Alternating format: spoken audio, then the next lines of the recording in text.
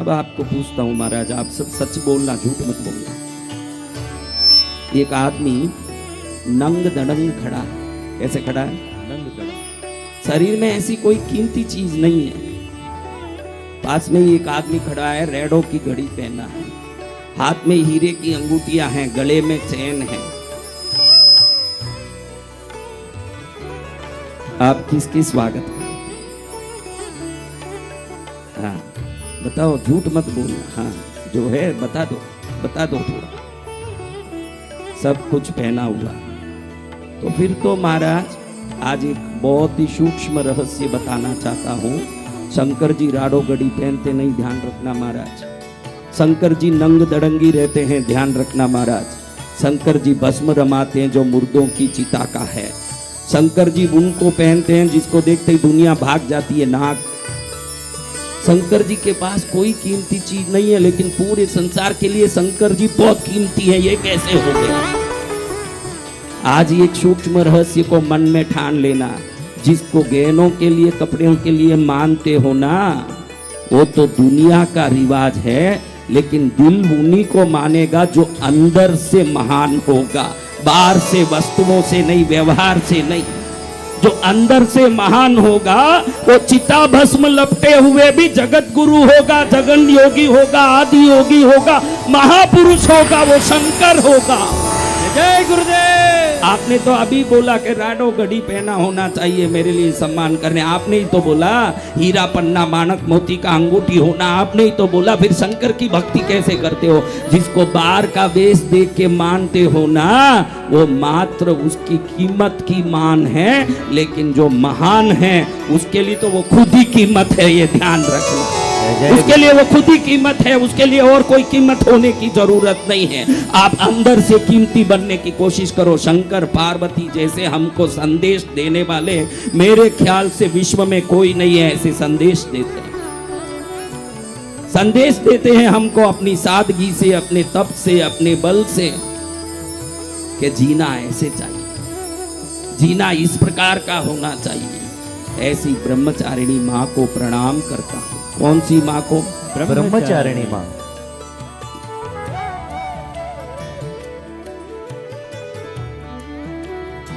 ब्रह्मचारी माँ की स्तुति आप भी मेरे साथ बोलना। मैं खाली बिना राग के ऐसे ही बोलता हूँ ताकि आप बोल सकते हो। आज की नवरात्रि अपनी सिद्ध हो जाएगी, सार्थक हो जाएगा, हमारा कल्याण हो जाएगा। जय जय गुरुदेव। ददाना कर पद्माभ्याम अक्षमाला कमंडलू। ददाना कर पद्माभ्याम, हाथ में कमल और जपमाला लेके बैठी है। जपमाला किस लिए? जपमाला किस लिए? इसलिए मेरे पास मोती की माला नहीं, तुरंत ददाना कर पद्माभ्याम अक्षमाला कमंडलो देवी प्रसीदतु मई। मई यानी मुझ पर, मई यानी क्या? हाँ, बड़े बड़े चातुरता से हमारे सब स्तोत्र बनाए गए हैं। ऐसा ना हो कि ये स्तुति पड़ोसी मात्र से काम आ जाए, इसलिए उधर क्या शब्द लगा दिया? हाँ, ददाना कर पद्माभ्याम अक्षमाला कमंडलो देवी प्रसीदतु मयि ब्रह्मचारिण्यनुत्तमा। अनुत्तमा, उत्तमा नहीं, अनुत्तमा। उत्तमा यानी उत्तम, अनुत्तमा यानी उत्तमों में सर्वोत्तम को अगर गिने कोई चुने तो उसमें आए नंबर 1, वो है ब्रह्मचारिणी माता। अनुत्तमा है। क्या है? अब देखो भाई, हमने तो कहा कि इसने तो पत्ते भी नहीं खाए, घास भी नहीं खाए, भोजन भी नहीं खाया, पानी भी नहीं पिया। हाँ, फिर हाथ में कमंडल किस लिए? कमंडल क्या चीज के लिए होता है बताओ बेटा? अब एक बात कोई सोचा नहीं होगा कि पद्मावती ने तो, पार्वती ने पानी नहीं पिया। हाँ, तो कमंडल किस लिए मारा बताओ? हाँ, अरे मेरे भाई क्या मांगना है, बताओ ना क्या मांगना है। उनको पानी पीना नहीं है, वो वहां जाके साधना कर रहे हैं जहां मानसरोवर है। वहां जल ऐसा है जिस जल में सदा के लिए शुभता भरी है। उस जल में वो कमंडल भरती है। इसलिए दो काम करना है। आपको भी कभी काम पड़े ना, आपको पानी बोलते ही पीने का याद आता है कि नहीं? इसलिए आज ये बता रहा हूं कि उस कमंडल में भगवती ने पानी भरा कि इस कमंडल के पानी से एक तो शिवलिंग का अभिषेक करूंगी। क्या करूंगी? शिवलिंग का अभिषेक। दूसरा, जल को नाक में डाल के धौती करूंगी। क्या करूंगी? धौती।